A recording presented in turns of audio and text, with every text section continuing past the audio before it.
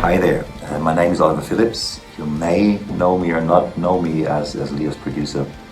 And if you don't, that's probably mostly my fault because I've been making much more efforts to not be known by anybody than the opposite. For the simple reason that I was never seeking for public attention. Like being in public always made me feel kind of awkward, and it's kind of not for me. So this is also why I retired my career as performing musician relatively early. I don't know, I think I've been a studio rat ever since I've set a foot into one. For me, it's all about creating music, like writing music, producing, arranging, like that's kind of what keeps me going, not performing it and certainly not promoting it. So I kind of more or less chose for a life more behind the curtain. I'm all fine with that. But actually Leah convinced me that I might have to reconsider my approach there a little.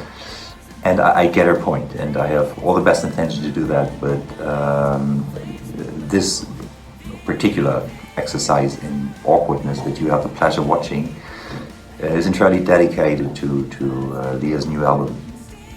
And more than anything else, I consider it my words of appreciation actually to you guys as a community, as the people that have been supporting her career and keep on supporting her career. And I'm particularly grateful in this case because I think that Leah she's a very special artist and has a lot to give, and nonetheless it is an artist who very likely would have remained unheard of just because she didn't fit the standard machinery that music industry puts every artist to, just because of her life situation, that she could not do all the touring and that kind of stuff, which in metal kind of is considered mandatory to build a career, and that she managed to nonetheless grow in her career the way she did is mostly owed to you guys. So actually on behalf of everybody who's been involved in the making of also the records, this is a big thank you to you. So then about the album, what do we have?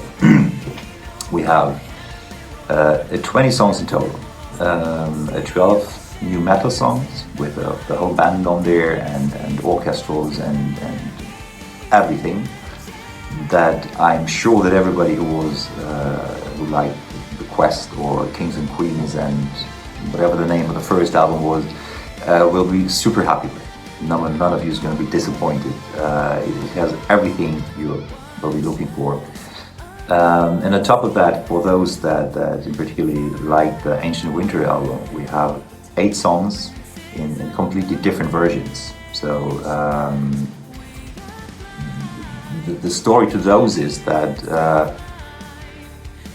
because I read this mail that Leah had written to you guys, where she said that I had said that some of those were more work than actually the band version. I didn't recall I said that, but it's very well possible I did, because for at least a couple of them it's actually true. But that is also because I personally had a bit of a learning curve there. I found it much more difficult than I'd expected to revisit these songs. You have to understand, I spend sometimes weeks or months on a song, not doing nothing else than that, but the song goes through different incarnations and different versions, and we start just from the raw demo that we have, and then I create like entire band arrangement first, and then of course Leah gives the feedback, and then we change things and try other approaches. There's ideas left, right, so it's kind of a relatively long process. And then when finally you sit with something that is like final, there is so many choices, decisions you have made that I encountered a lot of problems in freeing my mind from that and reapproach them with an open mind. So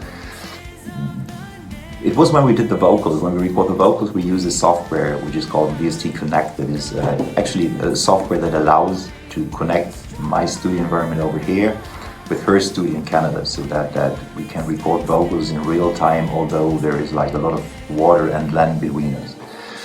And for those recordings, I'm not using my normal song projects, which are like huge with hundreds of tracks, and they're far too clumsy to operate for making a quick playback for vocal recording. So I make just say we call stems between like submixes of instrument groups, so that you sit in the end with 5, 6, 7 stereo tracks with all the music on there, and those I put in a fresh project that we use for the vocal recordings.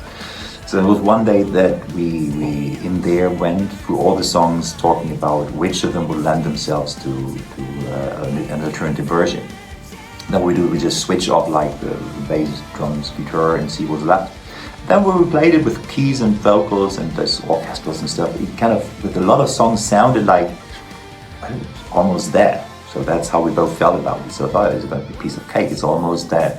And that was one of the worst misjudgments of my life, so it wasn't at all. So I kind of ended up, except for I think one song, to kind of actually in the end start from scratch. Which is, when you think of it, also not so strange. Also not for some of these songs have a very small arrangement, but some also have like orchestral arrangement, like songs like Revive or Before the War is Over, that already in the band version are huge with a lot of orchestrals and everything.